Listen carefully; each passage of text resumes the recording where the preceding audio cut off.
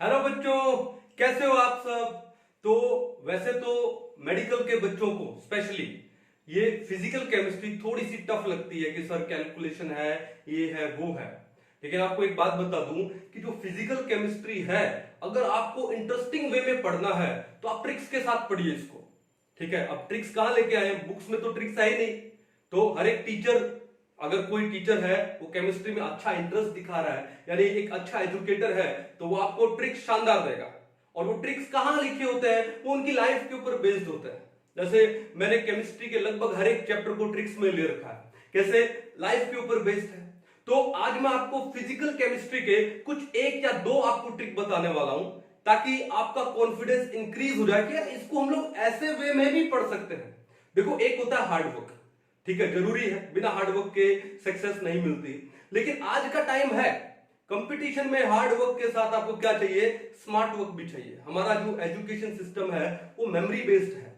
वो क्या बेस्ड है, मेमोरी बेस्ड। तो हमको उसको रिमेंबर भी करना है, एक कॉन्सेप्ट आपको समझना है, और कॉन्सेप्ट समझने के बाद उसको लॉन्ग टाइम तक याद भी रखना है। तो हम लोग ट्रिक करते हैं, कॉन्सेप्ट भी समझेंगे और उसको लॉन्ग टाइम तक याद भी रखेंगे। किसके साथ में, ट्रिक के साथ। किसका, फिजिकल केमिस्ट्री। तो देखो ध्यान से, मैं क्या ले रहा हूं, पहले फिजिकल केमिस्ट्री ले रहा हूं। फिजिकल केमिस्ट्री में अब बहुत सारे ट्रिक्स हैं, अब बहुत सारे तो मैं इस लेक्चर में ले नहीं पाऊंगा, एक या दो मैं ट्रिक लेता हूं। तो सबसे पहले क्लास 12 का आपका चैप्टर ले लिया जाए, कौन सा, सॉलिड स्टेट। कौन सा चैप्टर ले लिया जाए, सॉलिड स्टेट। सॉलिड स्टेट में भी ट्रिक्स हैं। क्या है कि आपने पढ़ा होगा यहां पे क्या, टाइप ऑफ क्रिस्टल सिस्टम्स। तो टोटल कितने टाइप के क्रिस्टल सिस्टम होते हैं, 7 टाइप के क्रिस्टल सिस्टम होते हैं। अब उन 7 टाइप के क्रिस्टल सिस्टम में पहला तो वो कि वो 7 टाइप है क्या, दूसरा उन 7 टाइप के क्रिस्टल सिस्टम में उनका जो एज लेंथ है, किसका इक्वल है किसका अनइक्वल है, और उनके जो इंटर एक्सियल एंगल्स हैं वो कितने होते हैं, कैसे होते हैं, वो सारे के सारे याद करना वो बहुत जरूरी है, वो आपको आना चाहिए। ठीक है, तो हम उसको ट्रिक के साथ याद करेंगे, बड़े सिंप्लीफाइड वे में। ठीक है, चलो कैसे याद करेंगे, क्या लिख रहा हूं मैं यहां पे, टाइप ऑफ क्रिस्टल सिस्टम्स। ठीक है, और कितने टाइप के क्रिस्टल सिस्टम है हमारे पास, 7। तो इन 7 को याद कैसे करें, इन 7 को याद कैसे करें। तो भैया मैंने एक छोटी सी लाइन बनाई, ठीक है, वो लाइन हम लोग याद कर लेते हैं। कैसे, देखो क्यूट, ठीक है, क्या याद करें इसको हम लोग, क्यूट। ओके, क्यूट यानी प्यारा बड़ा। ओके, ऑर्थो, क्यूट ऑर्थो, और कौन सा, rhombo. Cute ortho rhombo, cute ortho rhombo. उसके बाद हीमोन, हीमोन, हीमैन नहीं है, हीमोन, हीमैन नहीं है, हीमोन, हीमोन ट्राई। ठीक है, क्यूट ऑर्थो रोम्बो पे हीमोन था, यानी हीमैन था, वो ट्राई कर रहा था। तो क्या सिंपल सी लाइन जोड़ा, क्यूट ऑर्थो रोम्बो हीमोन tri, simple, cute ortho rhombo हीमोन ट्राई। अब देखो क्यू, क्यूट, इसके जो सीयू है, सीयू का मतलब क्या होता है यहां पे, क्यूबिक। सीयू का मतलब क्या होता है, क्यूबिक क्रिस्टल सिस्टम। टी का मतलब क्या है, tetragonal, tetragonal, tetragonal cubic system. Ortho से आप जानते हो क्या आता है, ऑर्थोरोम्बिक आता है। क्या आता है, ऑर्थोरोम्बिक। रोम्बो से क्या आएगा, रोम्बोहेड्रल, रोम्बोहेड्रल।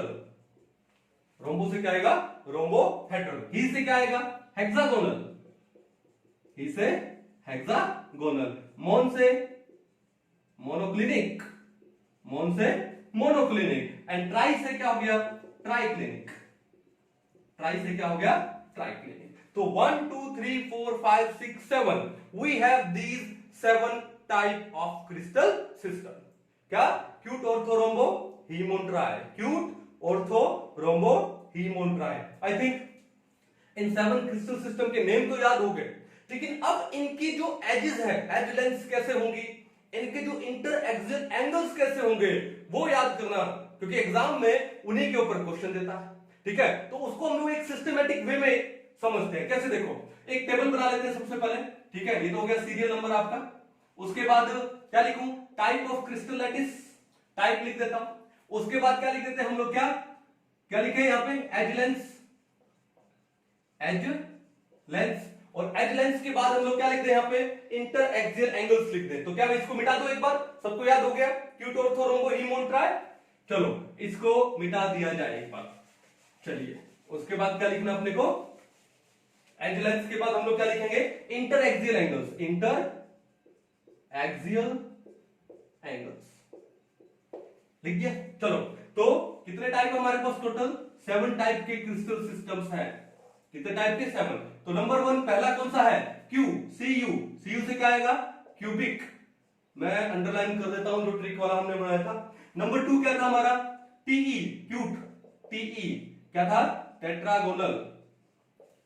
फिर ऑर्थो, ऑर्थो से क्या आया था, ऑर्थोरोम्बिक, ठीक है। फिर उसके बाद क्या था, रोम्बो, रोम्बो से क्या आया था, रोम्बोहेड्रल, ठीक है। नंबर 5 फिर क्या था, ही से क्या आया था, ऑर्थो रोम्बो, ही से हेक्सागोनल।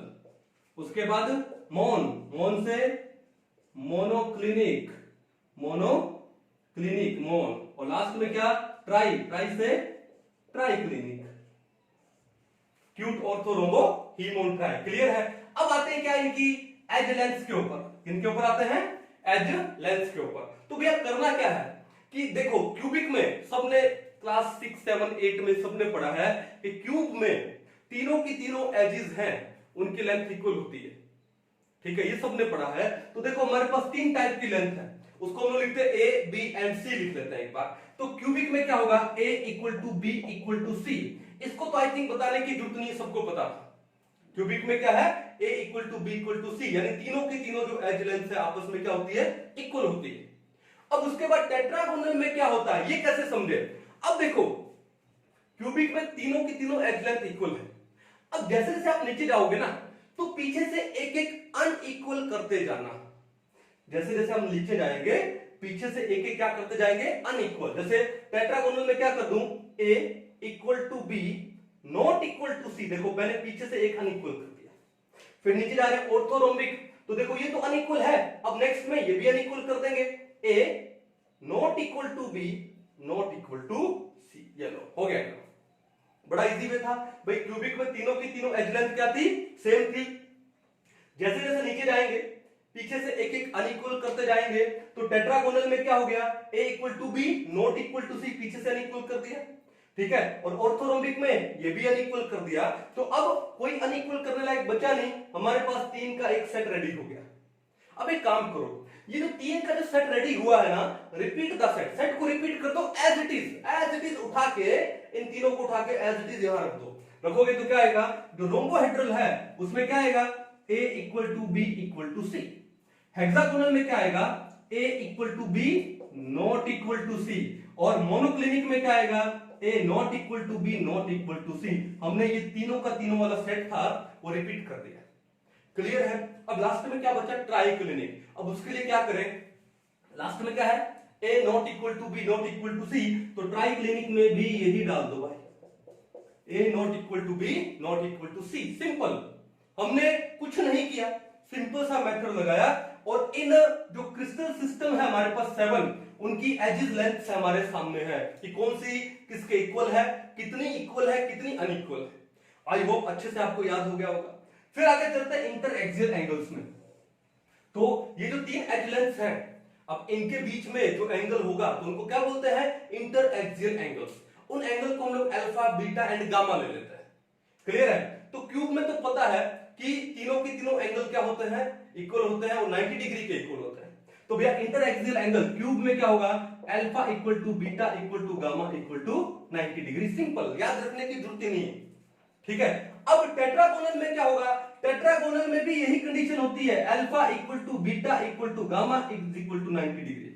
और ऑर्थोरोम्बिक में भी यही कंडीशन होती है, alpha equal to beta equal to gamma is equal to 90 degree.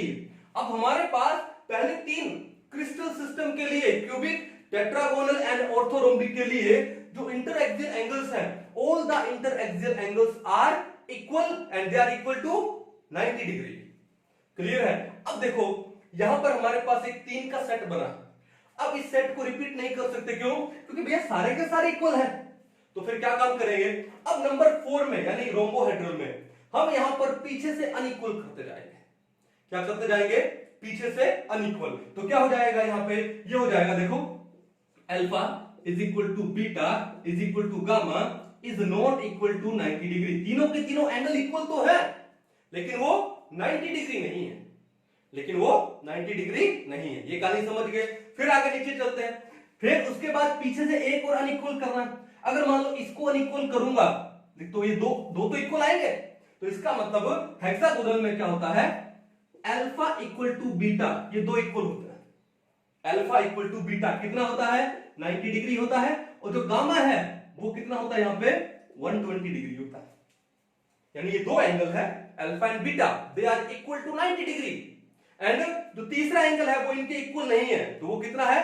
120 degree है यहां पे। अब देखो, उसके बाद मोनोक्लिनिक में जाएंगे तो हमने यहां पर क्या किया? अल्फा बीटा इक्वल किया था ना, गामा ने इक्वल किया था।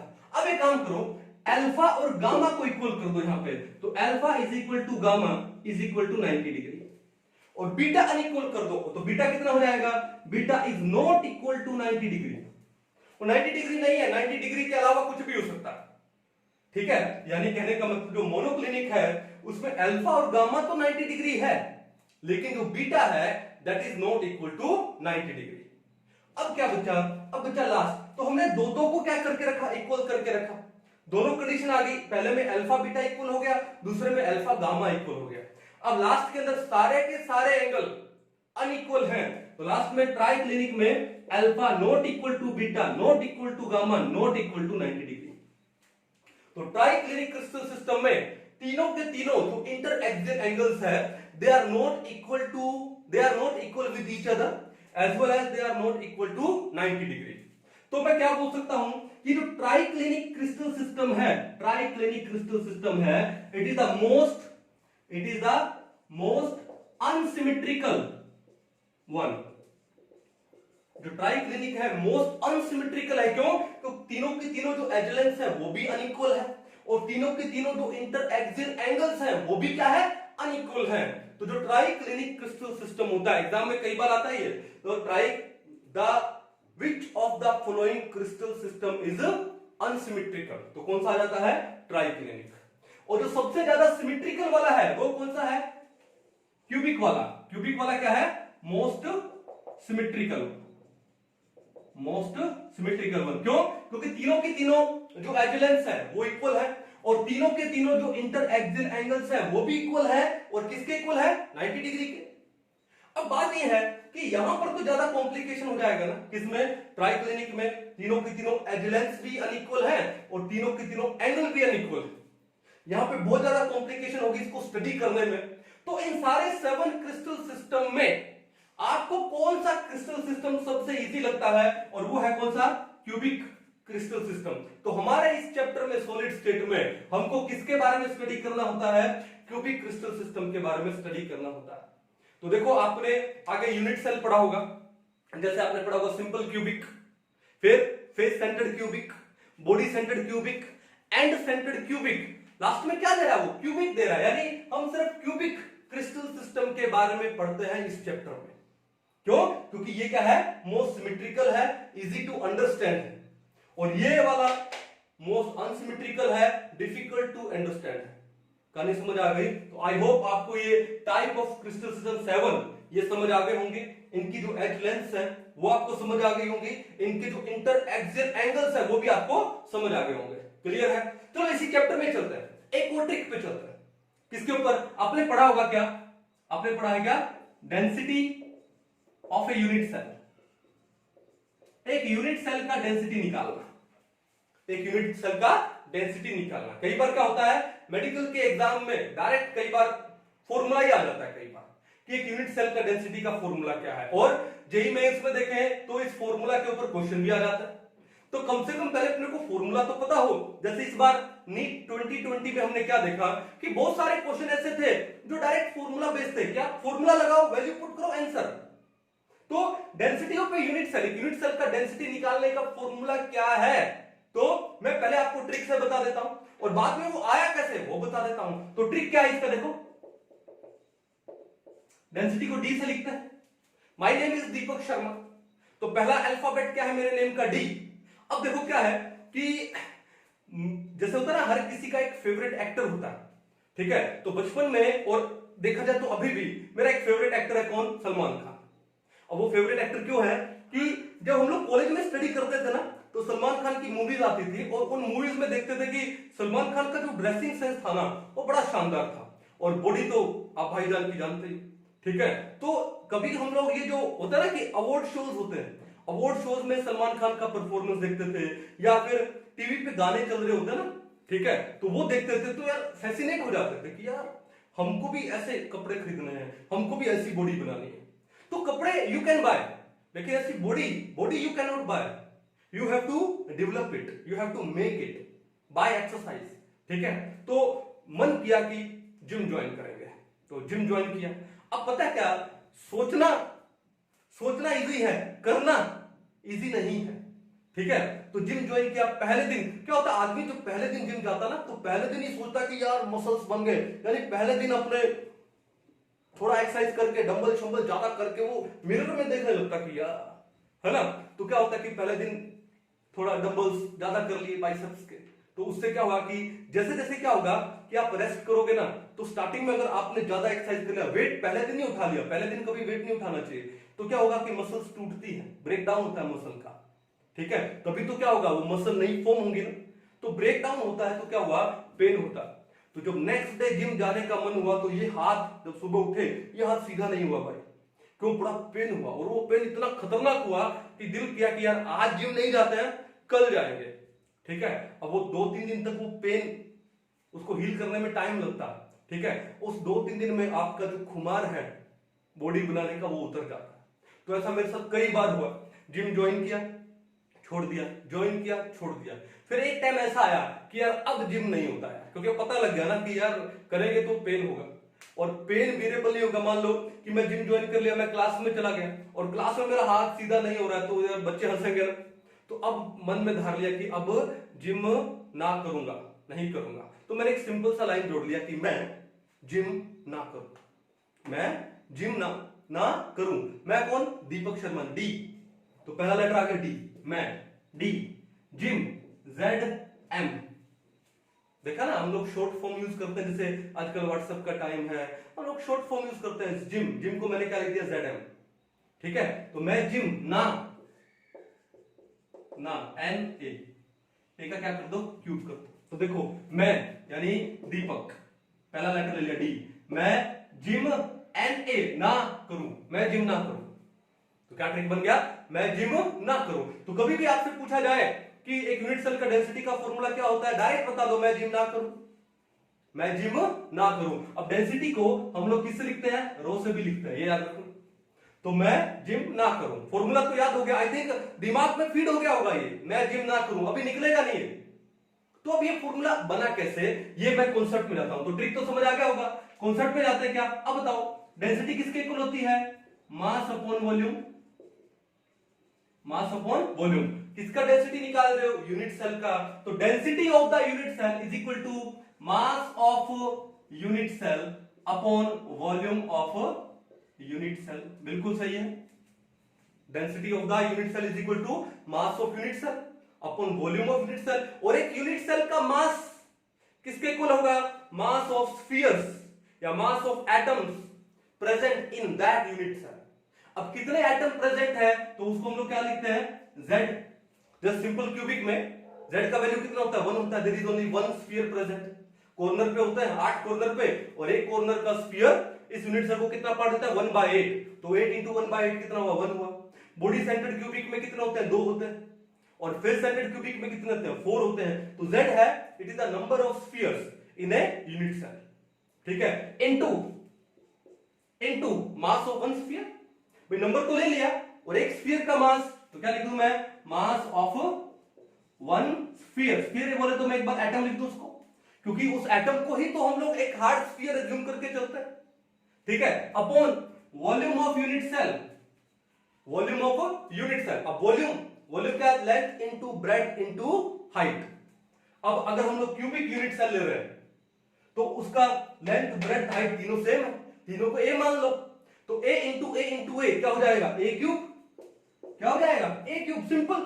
चलो अब किसके इक्वल है ये, Z इंटू एक एटम का मास कैसे निकालते हैं, कैसे निकालते हैं, एटॉमिक मास इन ग्राम, यानी 1 मोल का एटॉमिक मास अपॉन में एवोगैड्रो नंबर। तो एक एटम का मास का मतलब क्या है, एटॉमिक मास m अपॉन में क्या ले लिया, एवोगैड्रो नंबर Na, यही तो होता है।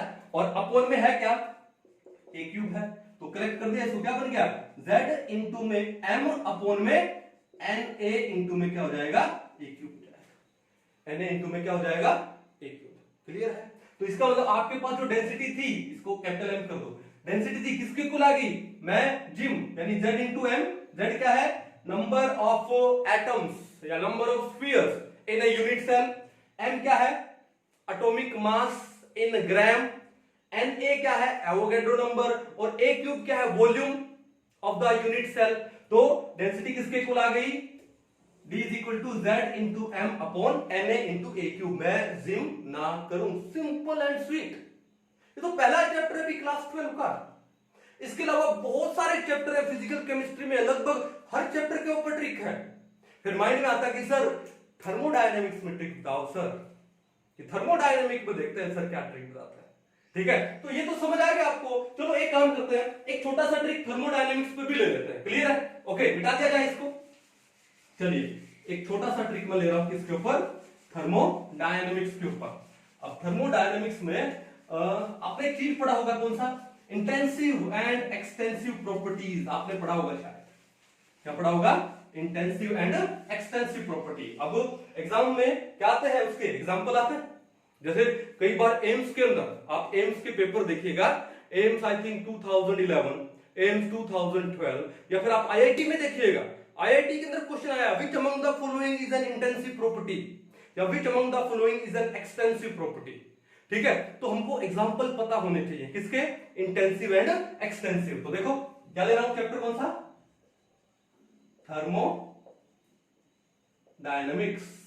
ओके, पहले मैं लिख रहा हूं यहां पे क्या, इंटेंसिव प्रॉपर्टीज, और उसके बाद क्या लिख रहा हूं मैं यहां पे, एक्सटेंसिव प्रॉपर्टीज। तो पहले तो मैं आपको इनका मीनिंग बता दूं, आई होप आपको इसका मीनिंग पता भी होगा। ठीक है, इंटेंसिव का मतलब होता है इंटरनल, इंटेंसिव का मतलब क्या होता है, इंटरनल, इंटरनल प्रॉपर्टीज, आपकी इंटरनल प्रॉपर्टीज। हमारी इंटरनल प्रॉपर्टीज क्या होती है, जैसे मान लो ऑनेस्टी, ठीक है, ट्रूथ, ओके, तो ये हमारी इंटरनल प्रॉपर्टीज है। ओके, एक्सटेंसिव प्रॉपर्टी क्या होती है, एक्सटर्नल प्रॉपर्टीज, अपने घड़ी कौन सी पहनी है, आप कौन सी गाड़ी ड्राइव कर रहे हो, ठीक है, कपड़े कैसे पहने आपका, तो आपका हेयर स्टाइल कैसा है, ये क्या आपका एक्सटर्नल प्रॉपर्टी है। अब जो इंटरनल प्रॉपर्टी होती है वो किस पे डिपेंड करती है, क्वालिटी पे डिपेंड करती है। कहां पे, क्वालिटी पे। लेकिन जो एक्सटर्नल प्रॉपर्टी होती है वो किस पे डिपेंड करती है, क्वांटिटी।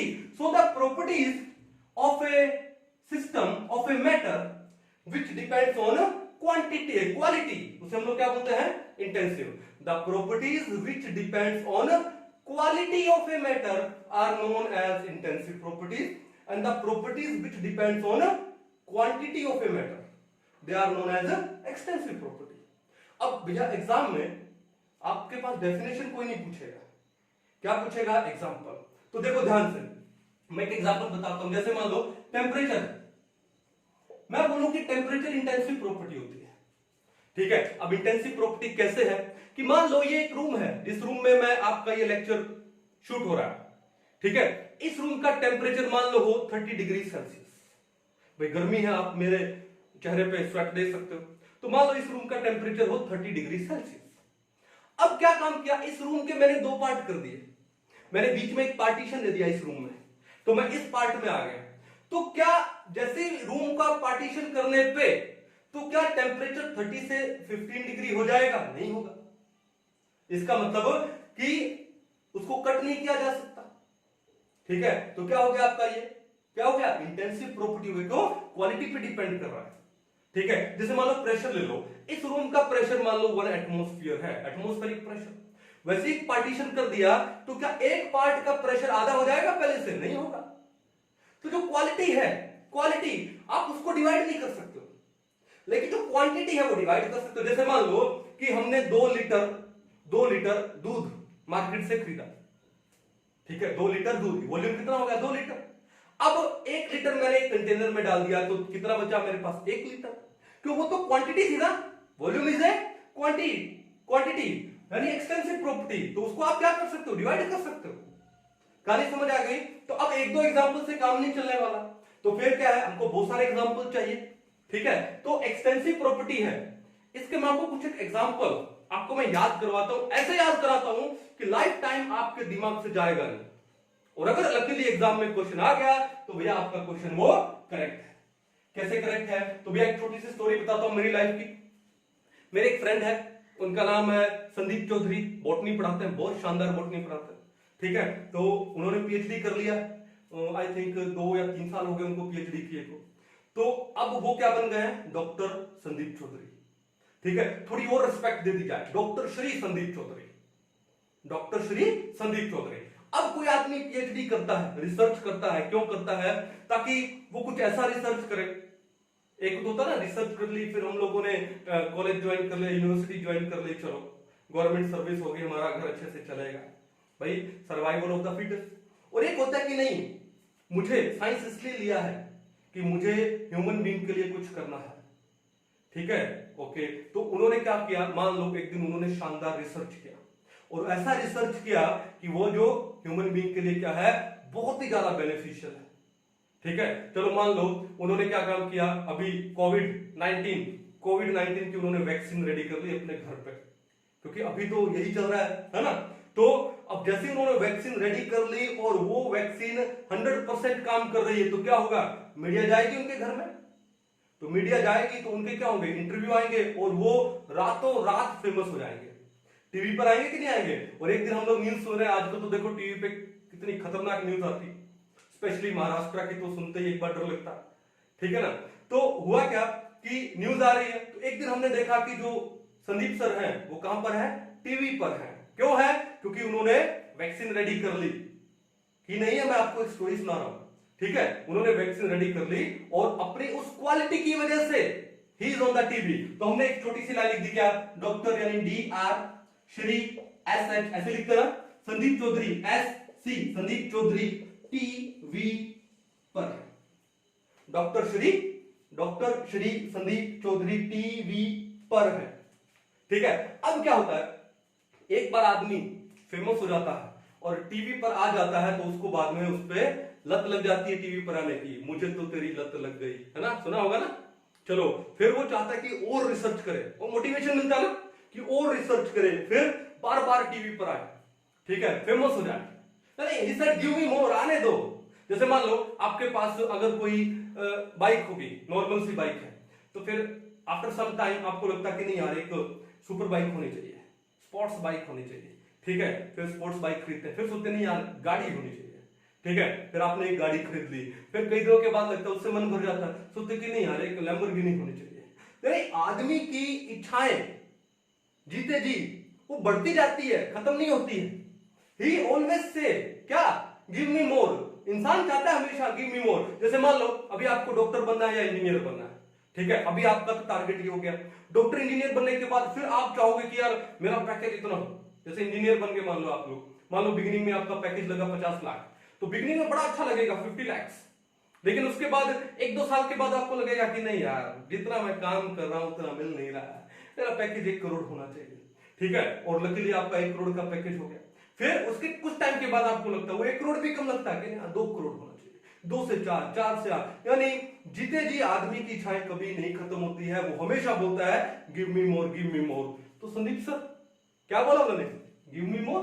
अब गिव GIVE, गिव सबको स्पेलिंग आती, मी ME, मोर, मोर का लिख दिया M। अब गिव मी मोर यानी किस पे है, नंबर पे, और नंबर का मतलब यानी क्वांटिटी, और क्वांटिटी बोले तो एक्सटेंसिव प्रॉपर्टी। तो देखो ध्यान से, इंटेंसिव प्रॉपर्टी के एग्जांपल कौन है, डॉक्टर श्री संदीप चौधरी टीवी पर है। व्हाई?